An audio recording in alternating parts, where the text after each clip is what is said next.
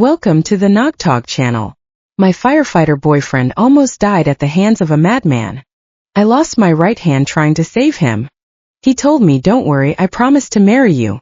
But I knew that he had already fallen in love with someone else. I looked him in the eye and said casually, "But I don't want to marry you anymore." Even though I had truly loved him for 8 years and I was now pregnant with his child, I remained firm in my attitude. He sneered and asked, "Didn't you always want to marry me? Why all of a sudden do you want to play this game? You can decide whatever you like, but I have no patience for you." I was telling the truth. I had actually been reborn. In my previous life I had filed for divorce, which caused a girl who was having an affair with him to despair and choose to jump to her death. Her suicide note contained just one sentence. "Brother Lachlan, I hate your girlfriend to death." My boyfriend locked me in a dark basement. He watched me while I spent my time drawing pictures on the floor with my remaining left hand, and then he mercilessly cut off my left hand. The baby could have been born normally, but he found someone to forcefully induce labor, and as a result I bled to death. After I was reborn, I decided to let go of my obsession and let him be. Our story officially begins. The pain from the severed wrist was like countless needles roaming between the flesh and blood, and the cold sweat running into my eyes was unbearable. I stared with wide eyes, unable to believe what I was seeing. The familiar smell of disinfectant, the familiar doctor, and Lachlan Hale frowning. The doctor was patiently explaining the post-operative precautions, while Lachlan kept his head bowed and his WeChat screen down, clearly not listening. The doctor was angry and said, "How can you have such an attitude when your wife lost her right hand trying to save you? She is not my wife. Besides, what's wrong with my attitude? If she hadn't messed up, I would have been able to control that runaway long ago. How would he have had the chance to set the fire and injure so many people?" Lachlan was speaking with his back to me, so I couldn't see his expression. His tone was full of anger. I felt my throat tighten, and tears welled up in my eyes. In a previous life, Lachlan had considered me an enemy because of a souled veil. He had personally cut off my last left hand. Losing both hands made life very painful for me, and I had a hard time getting by. Lachlan never noticed that I had woken up. It was his colleagues who came to visit me and specifically reminded him, "Lachlan, we heard what you just said. How could you say that to your sister-in-law? If she hadn't grabbed the madman's knife with her bare hands, you might not be alive. You're lucky that she was willing to risk her life to protect you. Don't you know how lucky you are? The firefighters are all speaking up for me." Lachlan's face changed instantly, and he said sternly, "Shut up. What do you know? What did she tell you to make you defend her like this?" He turned his head and looked at me, and said with scorn, "Do you think that I will be grateful to you for saving me? Listen, that's not going to happen. If it weren't for you, the fire would never have happened. It's your fault that things have gone from bad to worse." I saw the veins bulge on his forehead and his eyes turn red as he glared at me, as if he wanted to pounce on me. I gave a wry smile. The man who had once been so gentle and caring had become so cold and ruthless. I had almost died, yet he hadn't even said a kind word to comfort me. He had long since forgotten the promises he had made to me, promising to love me for the rest of his life and to always treat me like his own daughter. Love doesn't disappear, it just changes. I should have realized this the day he took off our engagement ring and put on a tacky cartoon pendant. When we first started dating, it was trendy to make bracelets for your boyfriend. He didn't want to wear it, he didn't think it suited him. But now he treasures the pendant like a treasure. He doesn't want to take it off even when he sleeps. The girl who changed his mind is called Isolde. She's in my class. She came from a remote mountainous area. Her family was in financial difficulty, and she didn't have any friends when she first started school. I felt sorry for her and took her shopping to buy new clothes, and often invited her to my house for dinner. As a result, I realized that I had done something wrong. At this time, I looked at Lachlan's handsome face and said coldly, "You are not needed here, please leave." "Are you angry?" "I'm telling you the truth. You were a bit stupid to begin with, can't you let people give you advice? You're lucky it's me, if it was any other man, you'd have been dumped a long time ago. You can choose not to be with me." Lachlan's face fell, and he kicked over his chair. "I said I'd marry you and I'll do it, what more do you want? I have my temper too, don't push it." He thought I was joking. In the past, he understood me with just a glance. But now, he couldn't even tell if I was angry or not, and didn't want to find out. He's already impatient, thinking about the poor girl. The pain is getting worse. I grit my teeth and hold on to the sheets. Lachlan, I don't want to marry you anymore. His colleagues are stunned. After a while, someone finally breaks the silence and says, "Sister-in-law, don't be angry. Lachlan sometimes doesn't choose his words very well, so please be magnanimous and don't hold it against him. Haven't you already set a date for the wedding? How can you go back on your word? We best men are all ready to go, and you, the bride, need to stay calm." Lachlan's mobile phone rang. He answered it, immediately panicking, his voice breaking. "Isolde, wait for me, don't do anything stupid. I'll be right there." His colleagues looked at him in confusion. He said Isolde had gone to the roof and claimed she didn't want to live anymore. Isolde, he called affectionately, even though they had only known each other for less than a year. If I remember correctly, this is the third time she has tried to kill herself. The first time she slit her wrists, the second time she swallowed sleeping pills, and this time she jumped off a building. Her approach to suicide is truly shocking. Lachlan rushed out the door like the wind, but left his phone on the table. The phone rang again and I clicked on the video. Isolde didn't seem surprised to see it was me. Her face was young, beautiful and charming, which made people feel pity for her. This type of person can easily arouse a man's desire to protect. "Miss Faye, I left a letter in the hospital room. Could you remind Lachlan to pick it up?" I watched her silently without saying a word. She didn't hang up, but casually put the phone aside. The camera panned to the door leading to the roof as arranged. Lachlan hurriedly came running. For the first time, I saw heartache and despair in his face. "Isolde, calm down and listen to me." "I can't calm down. How can I calm down when you're getting married to Miss Faye? I understand that my dream is over, and I will never have the chance to be with you in this life. Losing you would mean my life would be meaningless. Rather than living like a zombie, I would rather choose a kind of release." She climbs onto the high platform and faces the wind, as if she is about to spread her wings and fly the next second. "Isolde, come down from there. I beg you, don't play with your life." Lachlan tries to walk over to her, but Isolde stops him firmly. "Don't come any closer, or I'll jump." Lachlan's voice trembles, his legs are weak and he is kneeling on the ground. When he first saw Isolde, he felt something was wrong. Maybe it was love at first sight. I just didn't think about it in those terms at the time. We sat around the table and ate. Somehow the conversation turned to Isolde's background, and she burst into tears as she told me about being abandoned and the many hardships she had endured in different families. Lachlan said Isolde reminded him a lot of his late sister. So when he offered to pay for her schooling, I was all for it. Every holiday, he would take Isolde to our house, cook for her himself and give her presents. I thought he really did consider Isolde his sister. I didn't realize how naive I was until one day I heard him murmur her name in my dream, with an ambiguous tone. His concern for Isolde became more and more obvious. Whenever I needed him, he always had a reason to ignore me. But whenever Isolde needed him, he could immediately rush over to be with her. Once Isolde didn't win a prize in a speech contest and was very depressed. Lachlan called her specifically to comfort her, and they talked for a full 4 hours. But when I was in the hospital with acute appendicitis, he didn't answer the phone in time.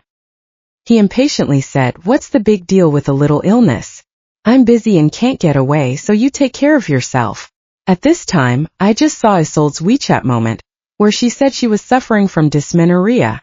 Lachlan personally made ginger syrup and delivered it to her, and stayed with her for a long time. I asked him, "Do you like Isolde?" He didn't look at me and said flatly, "She and I are just friends, don't get me wrong. But can friends hold hands and hug? What do you mean? We've been together for so many years, and you don't even have a little bit of trust in me?" Suddenly, I didn't know what to say. From then on, we started a long Cold War. I never understood why. It was obvious that he had pursued me, and when we were together we were so sweet and happy, but why did we suddenly become strangers? Seeing him in the camera, looking deeply affectionate towards another girl, I felt an overwhelming sense of emptiness. In my previous life, I left miserably because of obsession. After being reborn, I finally understood that if love disappears, There is no need to force the other person to explain, because indifference is actually the answer. It's time to let go. At this moment, I looked at the screen of my phone, and my heart felt no emotion. Isolde turned around in tears, ready to jump, but Lachlan held her tightly and pulled her back. She froze for a moment, then threw herself into Lachlan's arms and cried bitterly. Lachlan followed suit and shed tears. He gently stroked Isolde's face and choked as he said, "I can't lose you. Don't make me worry anymore. If something happens to you, how will I live?" Isolde cried for a long time, and finally said hoarsely, "We obviously love each other, so why can't we be together? Why? I was with Celine Faye for 8 years, and I have to give her an explanation. She gave me the best years of her life, and I have no reason not to marry her. This is ridiculous." The person who came between them was obviously Isolde. Now I feel like the third party that is preventing them from pursuing happiness. When Lachlan rescued the hostages, Isolde was closest to him. When she saw Lachlan in danger, she didn't react at all.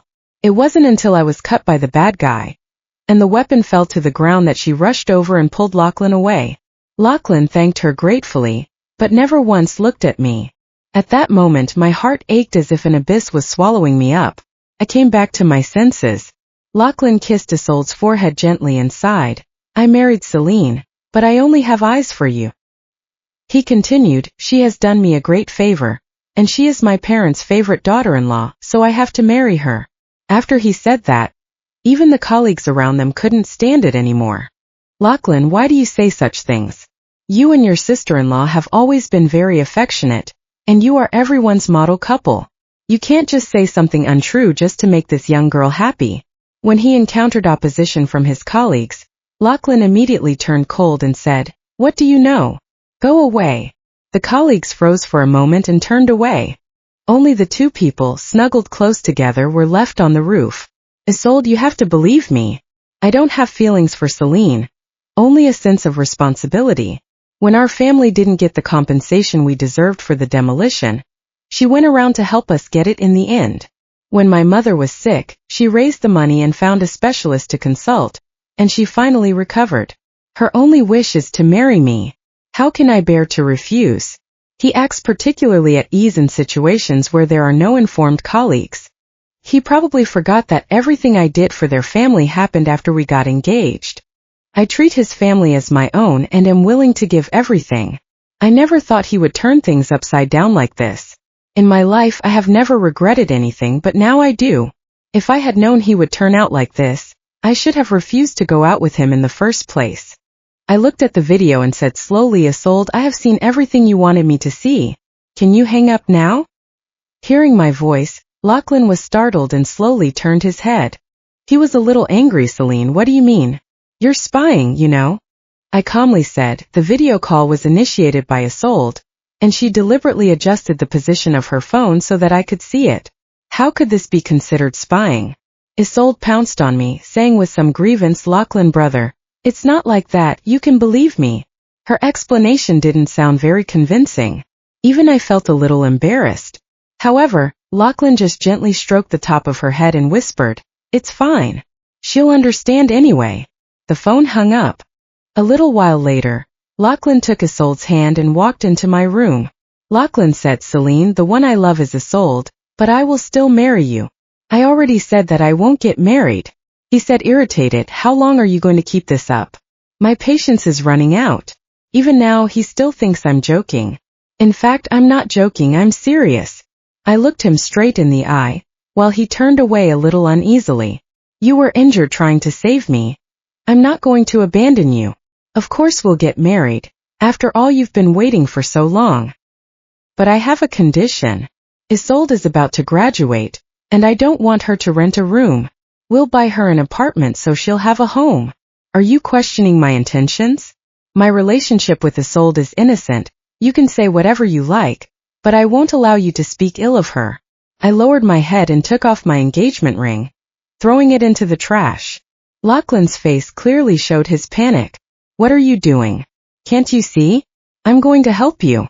Lachlan had just joined the fire brigade the year we got engaged, and his salary was so low that he couldn't afford a decent ring. The ring I just put on a few days ago has started to fade, but I've never been able to take it off, and I've worn it for 8 years. Celine, when I get a stable job, we'll get married. We'll love each other and spend the rest of our lives together. I want you to be the happiest woman in the world. Do you believe me? But the reality is that people's hearts are unpredictable, and his heart has long since left me. I never thought that he would go through the trash. He muttered to himself, I can't throw this away. You went to so much trouble to find it the last few times I threw it out. After he turned the ring over, he threw it on my hospital bed. Stop messing around. I really can't take it anymore. Then don't take it anymore. Let's break up. My firm attitude made him feel uneasy. He stared at me and asked excitedly, what do you really want? You're pregnant with my child. You know I won't be irresponsible. What's the point of doing this? Don't think that just because you're pregnant you can control me. I don't want anything like this to happen again. Not only did he not feel that he was in the wrong, he lectured me condescendingly. I shouldn't have believed his words. It was fine to satisfy his parents' wishes and have a child first, since we were going to get married anyway. But as a result I got the child, but his heart was gone. In a previous life, Isolde also left a suicide note and tried to take her own life. I insisted on holding Lachlan's hand and wouldn't let go, so he had to let his colleagues go and save Isolde. They made a mistake while rescuing her, causing Isolde to fall to her death.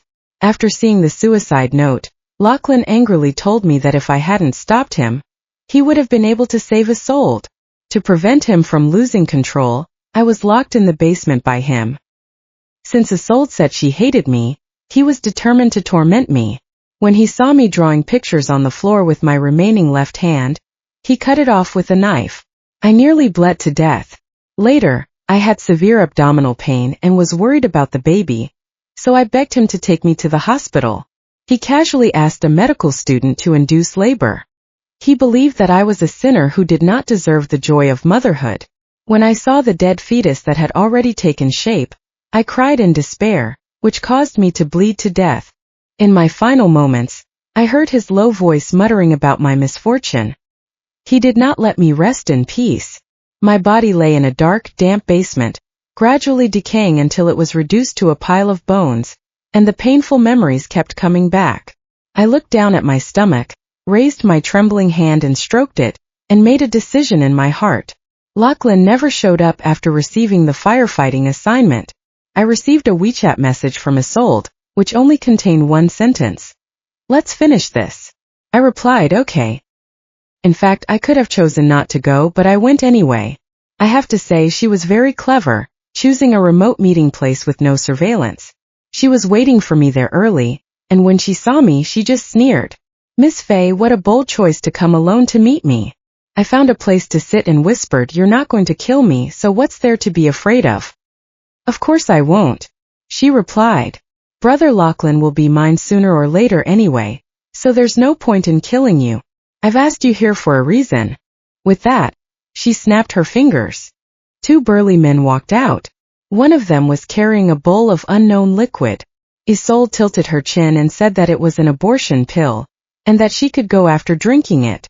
I wasn't surprised by her reaction, but I just watched quietly and sarcastically said, so the big bad wolf has finally shown his true nature? Don't dilly-dally, drink it. I asked quietly, have you ever thought that even if you do marry Lachlan, you will definitely be happy? Of course. He has said that he will only love me for the rest of his life. Her eyes sparkled, and her tone was confident. I calmly said, he has also said the same thing to me. He meant it when he told me, but what he said to you may not be true. He is with you out of obligation, not because he loves you. You are so naive. I said slowly, you trust him so much, there is nothing I can do. Let me give you some advice. You have your advantages such as being young and beautiful and full of energy. Men usually like this kind of person.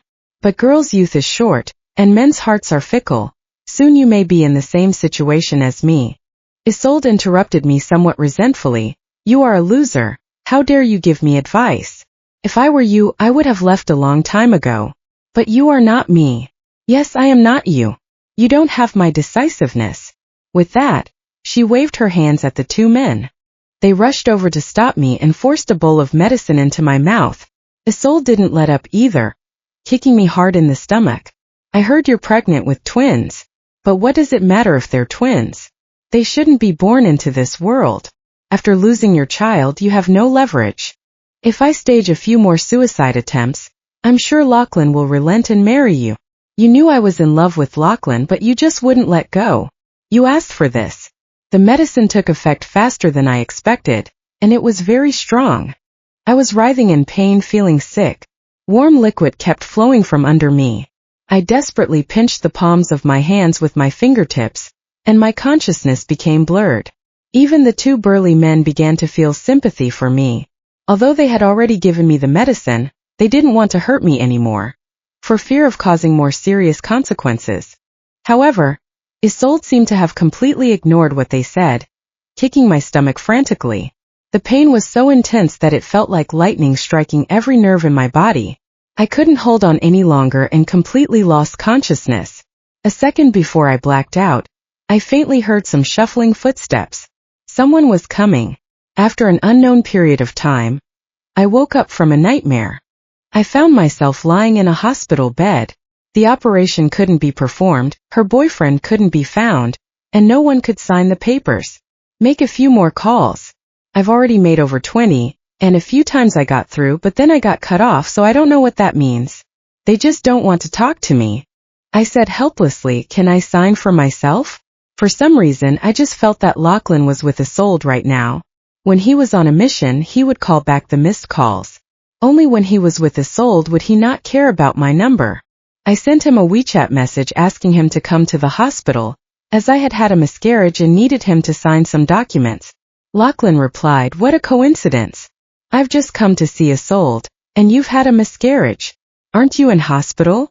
How could you have had a miscarriage? No preparation needed for a lie. I thought about how I had saved your life once, so I'd like to ask you to come over, is that okay? Lachlan said he wasn't available. When I sent another WeChat message, I realized that he had blocked me. Isolde posted 3 WeChat moments.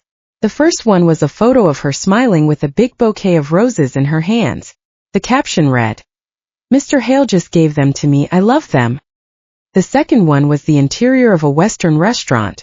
The caption read, there's candlelight, there's dinner, and there's the company of the one I love, so happy. The third one was 2 hands clasped together.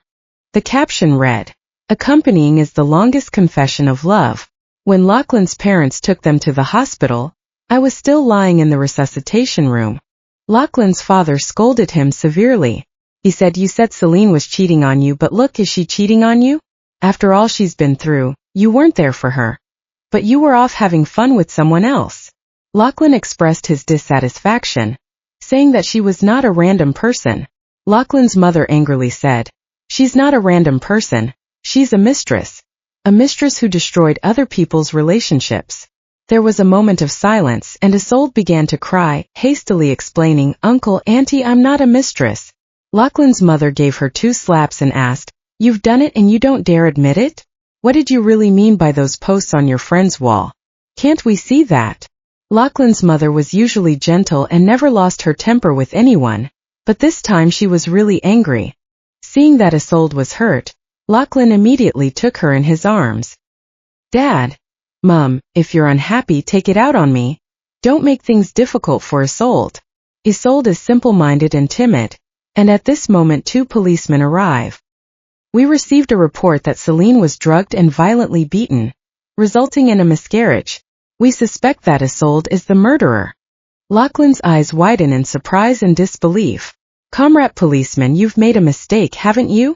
Isolde is only 19 years old and has been with me for the past few days. Someone must be playing a prank and trying to frame her. He can't believe that Isolde would do such a thing. Lachlan's mother grabbed him by the collar in anger, her voice trembling. She accused him of making a false report. Couldn't the police see that? She couldn't understand why she had raised a child like him. Celine had devoted herself to them, treating them like her own, so that he could work without worry. But he had found a third party and even had the nerve to let her show off their love in their circle of friends. Do you have a conscience? Do you deserve Celine's love for you? You really let me down. I'm telling you, from now on we'll treat you like you're not our son, And Celine is our real daughter. Lachlan turned pale and his whole body trembled. The nurse brought the injury assessment report and handed it to the police. Lachlan snatched it away and after reading just a few lines, his hand trembled and the report fell to the ground. My injuries are all on my stomach, and the scars are very obvious, so anyone who sees them will feel sad. The medical staff in the emergency room kept coming and going. Lachlan's mother stopped a doctor and asked about my condition. The doctor said that the situation was very dangerous, and whether I could wake up would depend on my luck. Hearing this, Lachlan suddenly knelt down. Celine, you must hang on. You'll get better. Lachlan's father scolded. You've long since stopped caring about Celine, so why pretend? Please leave. I'm sorry, I didn't know. I thought she was lying, and the police wanted to take Isolde to the police station. She screamed in fear, Brother Lachlan, I'm innocent. I don't want to go with the police, absolutely not. Since she met Lachlan, he has always been able to solve the various problems she encounters. She thought this would be the same. Lachlan stood up and staggered towards her, his eyes cold and his fists clenched. I didn't do it. I really didn't do it. Sister Celine is my teacher and has always been very kind to me. How could I possibly hurt her? She cried so bitterly that her voice went hoarse. When she saw Lachlan come to her rescue, she deliberately raised her voice. She must have offended someone, and I had nothing to do with it. She never imagined that Lachlan would just walk up to her and slap her. Celine did nothing wrong. I'm sorry to her. Why did you have to hurt her? He was being so harsh on Isolde for the first time. Isolde was so stunned by the slap that she forgot to keep crying. It really wasn't me. You have to believe me. I love you, but I never wanted to destroy your relationship with Celine. I never wanted to hurt Celine, really. It seemed that she suddenly remembered something, and she turned to the police and said, On what grounds do you suspect me? Do you have any evidence? The police officer calmly looked at her and said, We arrived at the scene as soon as we received the report and saw the backs of you and two men running away. Isolde narrowed her eyes slightly. Since it was just the backs, how could you be sure it was me? She knew that there were no surveillance cameras near the location, so she was confident that she could escape, which is why she was so defiant. The policeman said that the person reporting the crime was on his way, and would be there soon. Isolde looked at Lachlan, and tears welled up in her eyes again. Brother Lachlan, I'll say it again, I really didn't do it. We've known each other for so long, don't you know me yet? I wouldn't dare to step on an ant, so how could I drug Celine and beat her up? Lachlan's expression became increasingly complicated. Ignoring Isolde, he let out a long sigh and crouched in the corner. Unexpectedly, the person who reported the crime never showed up, and no one answered the phone. Since there were no witnesses or physical evidence, and Isolde insisted that she had not been at the scene of the crime, the police had to leave for the time being. Isolde threw herself into Lachlan's arms and wept bitterly. Lachlan's parents could not bear their emotions and finally asked them to leave the hospital. As she was being wheeled out of the resuscitation room, Lachlan's mother took my hand, crying so hard she could hardly breathe, blaming herself for not educating her son properly and not taking care of me. Celine, this incident must have something to do with that Vale girl. We should go to court and sue her. We can't just let it go like this. Lachlan, I'm sorry. We'll cut off all ties with him. From today you're our own daughter. If you fall in love with another boy, your father and I will prepare a generous dowry for you so that you can marry with dignity. Lachlan's father stood to one side, head bowed, silently weeping. People are made of flesh and blood, and they were really very kind to me. My parents had died young, and they made me feel the warmth of long-lost family love. I asked the attending doctor to hire a caregiver, but Lachlan's mother insisted on staying to take care of me. Seeing her busy about it at such an old age made me feel a little bad, and I repeatedly persuaded her to go back and rest, but she just wouldn't. I could feel that she had something she wanted to say, so I waited quietly for her to speak. A few days later, she took hold of my hand and said hesitantly that she hoped to tell Isolde only, and didn't want Lachlan to be involved, because he was about to be promoted to vice captain. It wouldn't be good for him if something went wrong at this critical moment. Seeing that I looked bad, she didn't say any more, just kept sighing. I couldn't help but smile wryly. They keep saying that they treat me like their own daughter, but that's not true. I will never be as important to them as their own son. Auntie, I really appreciate you coming all this way to sign for me and looking after me for so long. But I have my own ideas about other things, so please don't interfere. She froze, unable to say anything. I'm leaving the hospital soon, so you can go home. Lachlan's mother saw that I had turned around to give her a cold shoulder, and in the end, she didn't say anything. I don't blame Lachlan's parents. Lachlan is very important to them, and they say they will always care for him no matter what. If Lachlan and I can stay together, they will continue to treat me well, but if we break up, I'm afraid we will become more and more distant. No party lasts forever, and some people will eventually part ways. When I was discharged from the hospital, I didn't tell Lachlan's parents. I used my savings to buy a small, ready-to-move-in apartment, and waited until I had recovered a little before going to the police station to report the case.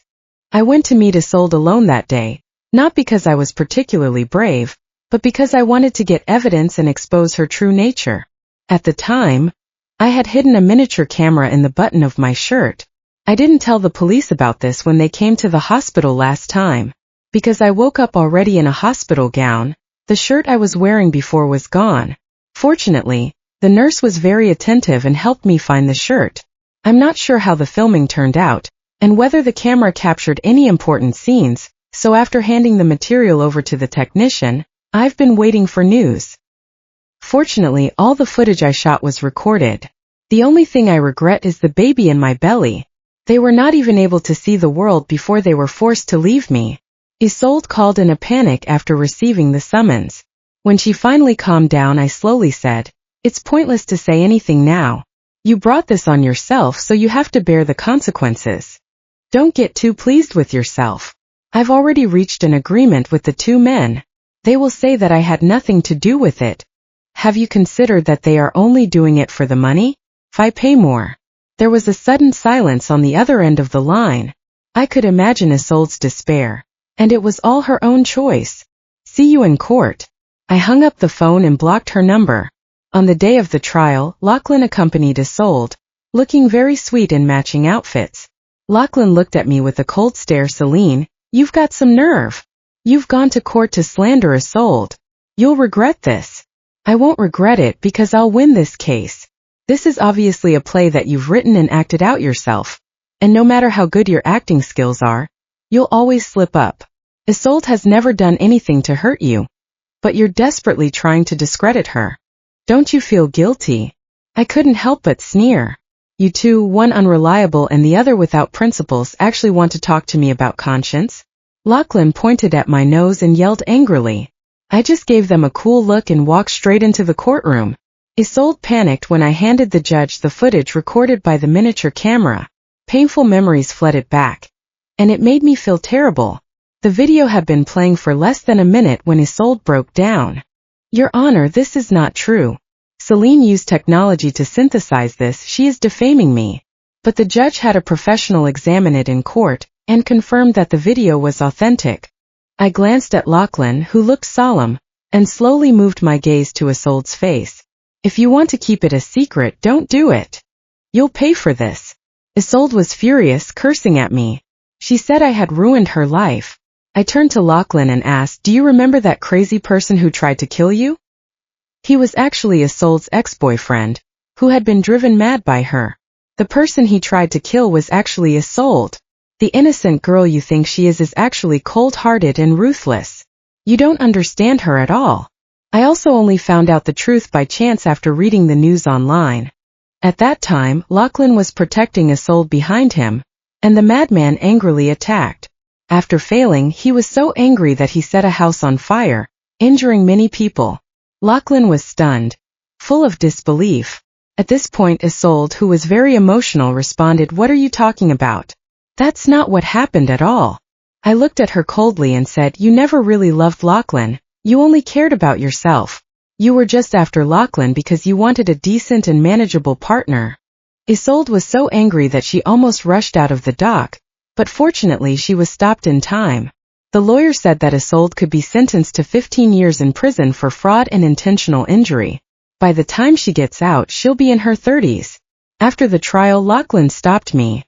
He said, "Celine, I was wrong before. My feelings for you have never changed, and Isolde was just a minor incident for me. We have been together for 8 years and have been through a lot. Please give me a chance to start again. At this point, he actually came to me to get back together. I didn't want to talk to him much and simply said it's too late. The afternoon sun was bright and quiet, just like my mood at this time. The warm wind blew across my face. I understood that all the pain would eventually fade away. After letting go, I felt like I was born again. Even if I am alone in the future, I can still live a happy life.